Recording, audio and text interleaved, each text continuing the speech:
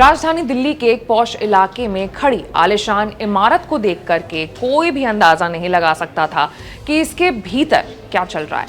बाहर से देखने पर यह जगह किसी शांत और आध्यात्मिक आश्रम या फिर किसी प्रतिष्ठित मैनेजमेंट संस्थान जैसी लगती थी, लेकिन हकीकत जब सामने आई तो लोगों के होश उड़ गए। जिस संस्था को ज्ञान और साधना की पाठशाला कहा जाता था, वही जगह डर्टी गेम का अड्डा बन चुकी थी। और इस खेल का सरगना कोई और नहीं बल्कि संस्थान का प्रमुख और तथाकथित संत स्वामी चैतन्यानंद सरस्वती उर्फ पार्थसारथी था। सवाल है कि आखिर कैसे पार्थसारथी लड़कियों को चुनता था, क्या उसका गेम प्लान था?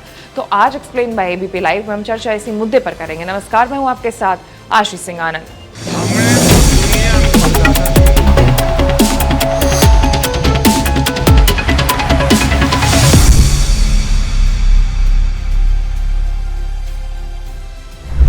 वो व्यक्ति जिसकी ठसक और अकड़ कभी सबके सिर चढ़कर बोलती थी, आज पुलिस से बचता फिर रहा है। छात्रों और स्टाफ पर उसकी पकड़ इतनी मजबूत थी कि उसके खिलाफ आवाज उठाना लगभग नामुमकिन हो गया था।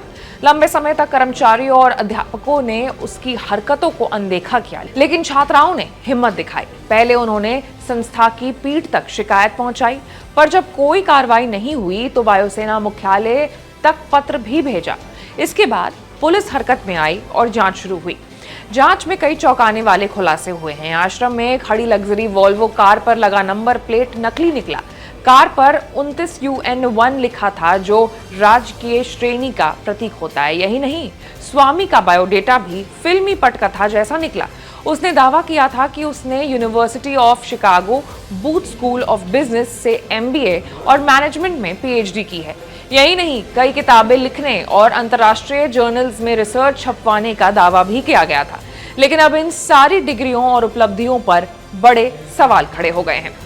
असलियत ये थी कि संस्थान पर उसका इतना दबदबा था कि छात्राएं और स्टाफ उसके खिलाफ बोलने से डरते थे। उसका रोज का काम छात्राओं को धमकाना, अश्लील मैसेज भेजना और अनुचित भाषा का इस्तेमाल करना था। देर रात छात्रों को अपने कमरे में बुलाना, मोबाइल पर baby I love you, I adore you जैसे मैसेज भेजना उसकी आदत बन चुकी थी। छात्राओं के विरोध करने पर वो फैकल्टी को बीच में डाल करके दबाव बनाता था। कई बार धमकी देता था कि अगर उसकी बात नहीं मानी तो अटेंडेंस काट दी जाएगी या परीक्षा में नंबर कम दिए जाएंगे। FIR में छात्रों ने जो बयान दिए हैं वो हैरान कर देने वाले हैं। एक छात्र ने कहा है कि जब उसके पैर की उंगली में फ्रैक्चर हुआ तो उसने एक्सरे रिपोर्ट व्हाट्सएप पर भेजी। तभी से स्वामी ने उसे मैसेज भेजना शुरू कर दिया। आज तुम बहुत सुंदर लग रही हो, ऐसे तमाम तरीके के जो मैसेज हैं वो बार बार भेजता था। एक और घटना होली के मौके की बताई जा रही है, जहां स्वामी ने छात्राओं को लाइन में खड़े किया और उनसे हरिओम बुलवा करके झुकने को कहा। इसके बाद वो खुद उनके माथे और गले पर रंग लगाता था और इस दौरान जबरन छूने की कोशिश भी करता था।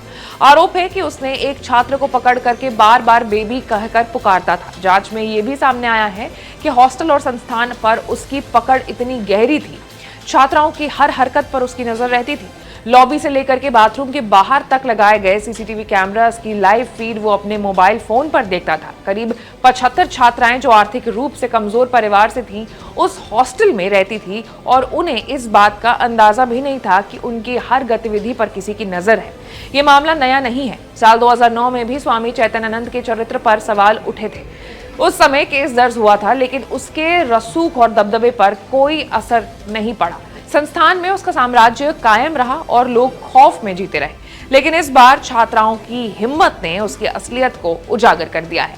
आज वही तथाकथित गुरु जो कभी ठसक और रौब में डूबा रहता था, पुलिस से बचता शहर शहर छिप रहा है। उसकी डिग्रियों पर सवाल है, उसका अतीत संदिग्ध है और उसकी पहचान अपराधी की तरह बदलती जा रही है।